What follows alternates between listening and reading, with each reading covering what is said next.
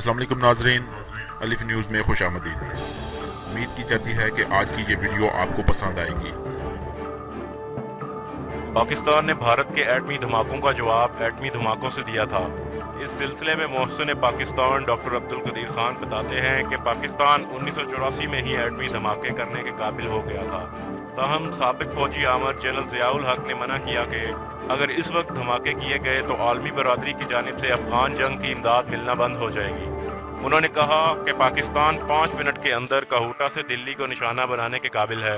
Doctor Abdul Qadeer Khan ने कहा कि उनकी खिदमात के बगैर पाकिस्तान दुनिया की पहली एटमी कुव्वत नहीं बन सकता था।